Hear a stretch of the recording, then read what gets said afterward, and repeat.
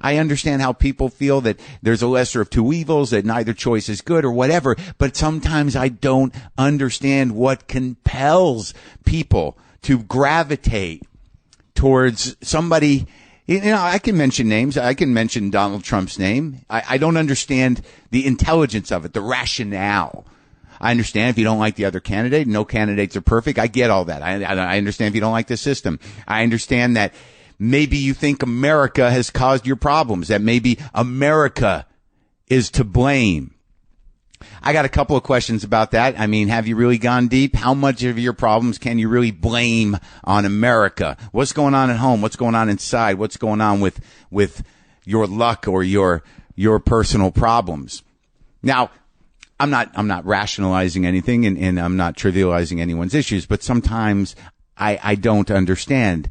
I have done some reading. I know that there's an epidemic of addiction, painkiller addiction, oxycodone addiction in this country, that it's striking primarily white lower class people who are angry and desperate and have given up hope that the country is shifting and leaving them behind. I understand and I can be empathetic with that anger, and it's a tragedy that the mortality rate among that group of people, white males specifically, in terms of ODing, liver disease, and drug-related tragedy, is very high.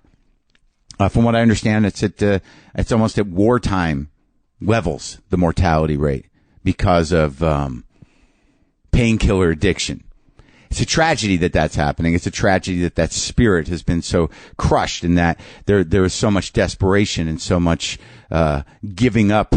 And I empathize with that. I understand the nature of addiction, and I understand the current of that horrible anger and sadness and desperation and just a lack of hope. And I understand why somebody would shoot up. I understand why somebody would relieve themselves on an involuntary, almost choiceless basis to relieve that, to just feel the release of floating into the freedom of a medication, of a drug that alleviates that desperation, that anger, that hopelessness, and you just float. But what is the opposite of that?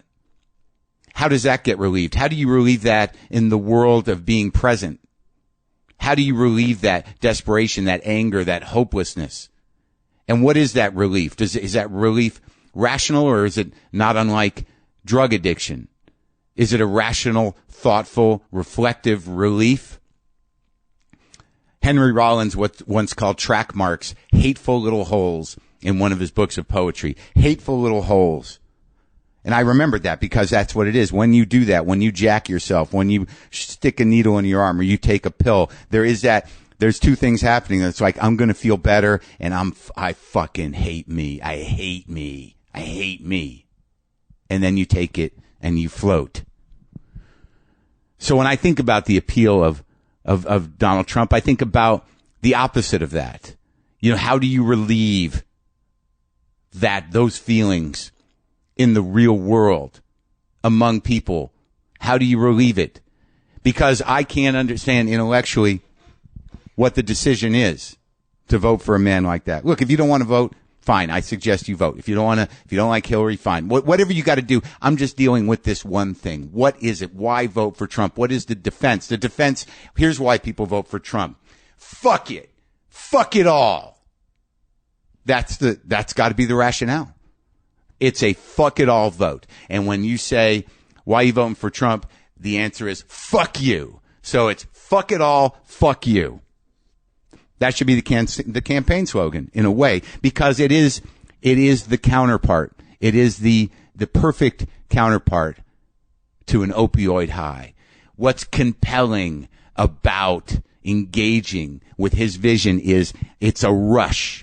It's a rush of shameless hate. It's a hit of arrogant ignorance. It's the satisfaction in moments of empty victory. It is just the nihilistic intensity of potential chaotic upheaval and destruction. I mean, there's no other way to look at it. There's no foresight. There's no vision of the future. There isn't.